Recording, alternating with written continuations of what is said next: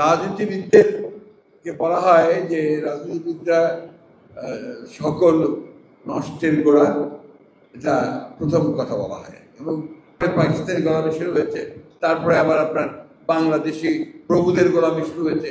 এই গোলামিতেই আছি আমরা।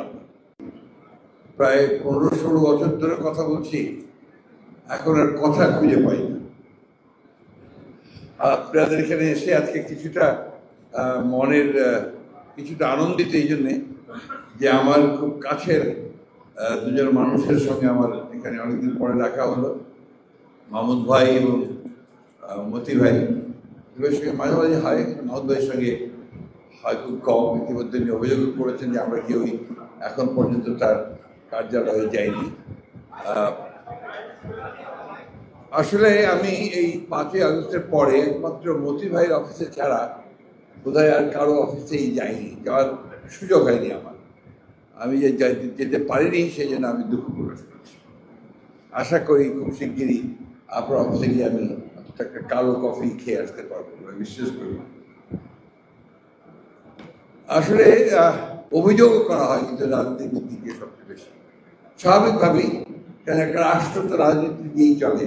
সুতরাং যারাই থাক, যে মতবাদের লোকেরই থাক, তাদেরকে সেই রাষ্ট্র পরিচালনা করতে গিয়ে আপনার বিভিন্ন সময় বিভিন্ন রকম কাজ করতে হয় বা করে, যখন তারা আপনার জনগণের দ্বারা আপনার সমালোচিত হন। এটাই কিন্তু স্বাভাবিক।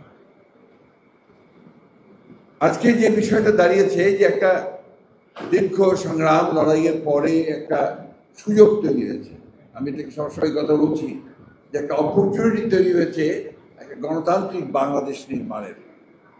আমি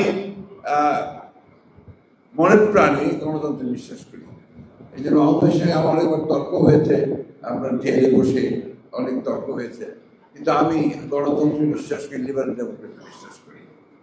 বিপ্লব যারা করবেন তারা বিপ্লবী দল করবেন, বিপ্লবী সংগঠন করবেন, এবং বিপ্লব করে বিপ্লবী সরকার গঠন করে তারা দেশে বিপ্লবকে সফল করবেন। এটাও আমি মনে করি যে এটাও একটা বড় রাস্তা বা বড় পথ মুক্তির জন্য।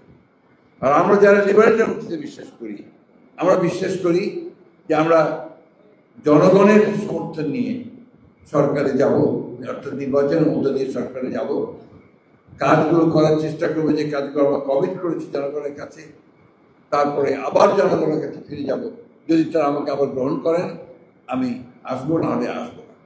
এই লিবারেল ডেমোক্রেসির প্রতি আমরা বিশ্বাস করি। আমরা বিশ্বাস করি যে সকল মতামতকে প্রকাশ করার সুযোগ দিতে হবে। আমরা বিশ্বাস করি যে সকলকেই তার কথা বলার সুযোগ দিতে হবে। আমরা বিশ্বাস করি যে একজন সাধারণ যে কোনো মানুষের ন্যায্য বিচার পাওয়ার অধিকার রয়েছে, তার সমাজে তার মর্যাদা প্রতিষ্ঠিত হওয়ার সুযোগ রয়েছে। কিন্তু সেটা হয় না, কারণ আমাদের বিশেষ করে আমাদের বাংলাদেশে শুধু আজকে নয়, সারা বিশ্বেই হলে এই প্রবণতা দেখা দিয়েছে যে লিবারেল ডেমোক্রেসিকে এখন নিচে নেমে যেতে হচ্ছে, একটু পরাজিত হতে হচ্ছে আপনার পপুলারিজমের কাছে, এবং অ্যাট দি সেম টাইম আপনার কিছুটা আপনার ওই অথরিটেরিয়ান রেজিমগুলোর কাছে। এটা বাস্তবতা। এখন এটা কেন হচ্ছে, কেন যেটা গবেষকরা বিশ্লেষণ করবেন, রাজনীতিবিদ হিসেবে আমার কাছে মনে হয় যে প্রযুক্তির পরিবর্তনের সঙ্গে সঙ্গে, টেকনোলজির পরিবর্তনের সঙ্গে সঙ্গে আপনার বোধহয় মানুষের মন মানসিকতা, মানুষ তো সব কিছু আস্তে আস্তে বদলায়।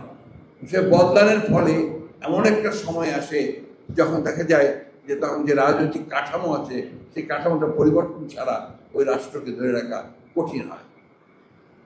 আমি কিছুদিন আগে চীনে গিয়েছিলাম। আপনারা সবাই দেখছেন, কতগুলি রিপোর্টও করেছেন, অনেক একটা বড় দল নিয়ে গিয়েছিলাম আমাদের বিএনপির শীর্ষ নেতৃত্বদের নিয়ে। আমি চীনে অনেকবার গেছি, যতবার চীনে যাই দেখি চীনের ভিন্ন চেহারা, অর্থাৎ চীন প্রতিদিন বদলাচ্ছে। আর তাদের সিস্টেমটা তো ভিন্ন,